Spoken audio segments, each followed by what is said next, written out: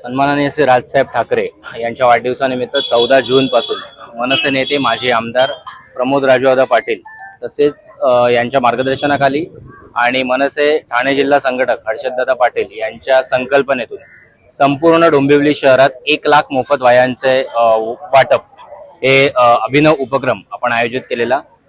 सदर राजगड विभागीय कार्यालय गोगरासवाडी शाखेतर्फे तब्बल 3,500 पेक्षा जास्त विद्यार्थ्यांनी वह्या वाटपाची नोंदणी केली। आज 21 जून रविवार रोजी सकाळी 10 ते 1 आणि संध्याकाळी 6 ते आता 6 वाजेपासून 9 वाजेपर्यंत अशा 2 टप्प्यात या 3,000 विद्यार्थ्यांना वह्या वाटप करण्यात आले।